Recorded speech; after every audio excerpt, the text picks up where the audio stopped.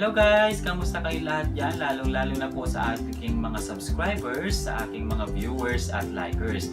Ngayon guys, isi-share ko po sa inyo kung paano magluto ng turon in 3 ways with jackfruit. Siyempre po, very common na po sa atin ang turon na saging. So, papakita ko po sa inyo ang dalawa pang paraan. Samahan nyo ako guys!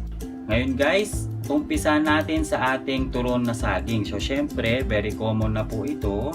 Alam na ng karamihan. So una, papaliputan natin sa brown sugar. Ito guys, ilagay na natin sa lumpia wrapper. At syempre, lalagyan natin ng jackfruit. Ayan guys, depende po sa inyo kung gaano kadami ang inyong ilalagay na jackfruit. So syempre, babalutin na natin siya guys. Ganyan lang po siya kadali. Ayan. Babalutin natin at lalagyan natin ng pandikit. Para hindi po magano ating turon, hindi siya bumuka. O ayan guys, ganyan lang po kasimple.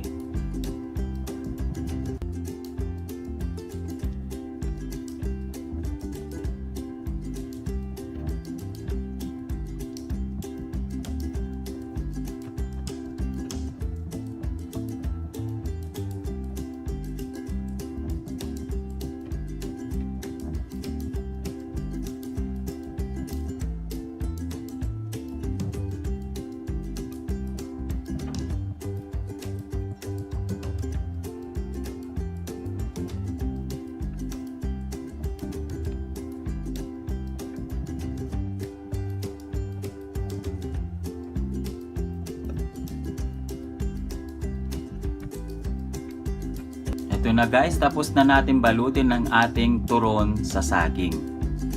Ngayon naman po, magpapakulo tayo o ibobol natin ang ating 1 big size of potato. So pakukulan po siya natin ng 5 minutes. Ito naman po ang gagamitin kong potato turon.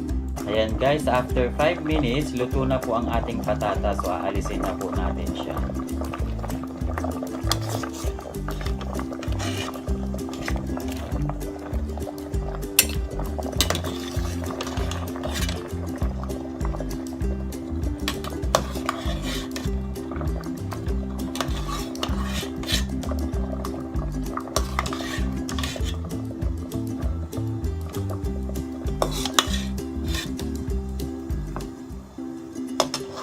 Siyempre, palalamigin.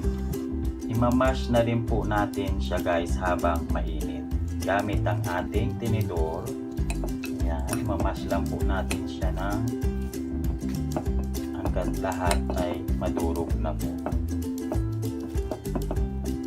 Ayun guys, tapos na po nating i-mash ang ating potato. So, imimix lang po natin ang ating 1/2 cup of condensed milk.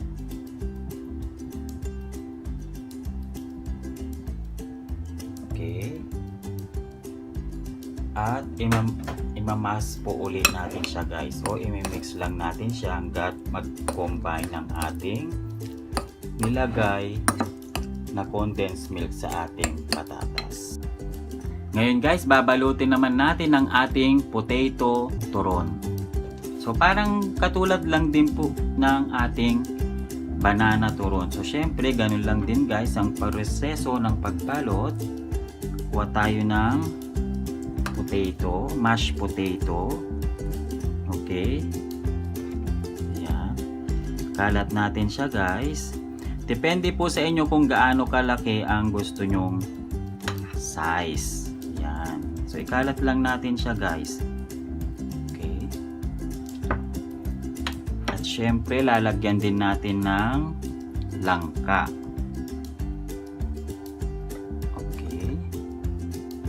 At ating babalutin. Yan. So ganito lang guys ang ating potato turon.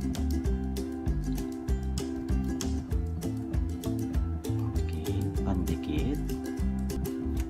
Ayan. So ito guys ang ating potato turon.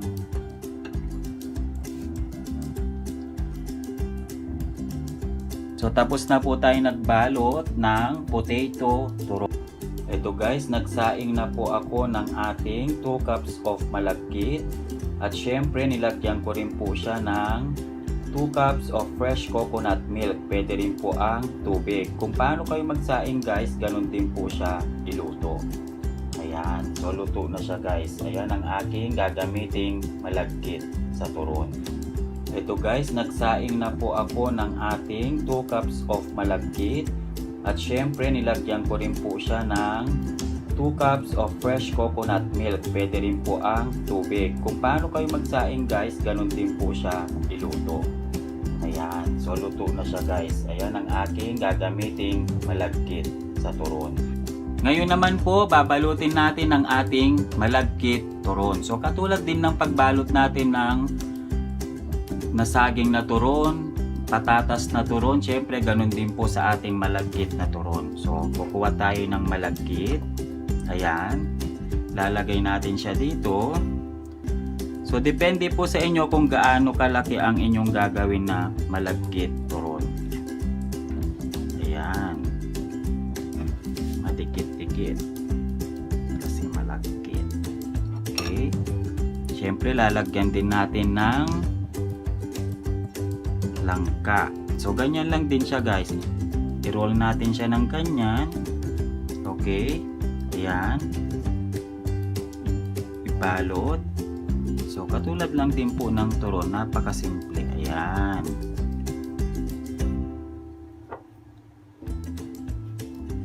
So kaya ganyan lang guys. Ayan guys. Tapos na tayo nagbalot ng ating malagkit turon. Ngayon po, nagpainit na po tayo ng mantika. So, mainit na ang ating mantika. Ipa-fry na po natin ang ating turon.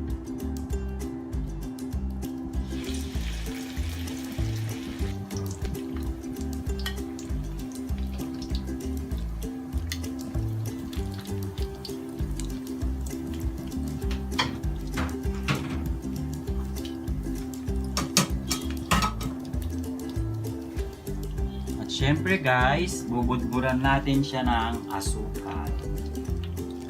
Yan, sprinkle lang natin ng asukal guys.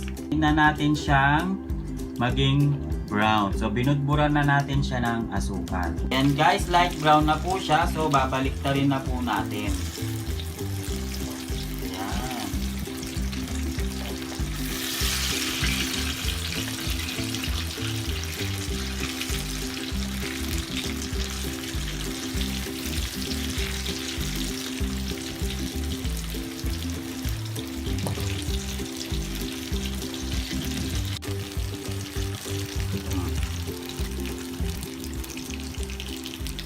Okay guys, so pwede na po siya. Ayan guys, brown, light brown na po siya at crispy. So pwede na po natin siyang alisin. At syempre, ilagay natin sa strainer para ma-drain ang mantika o ang ibang mantika. Ganyan lang kadali guys ang paggawa ng turon.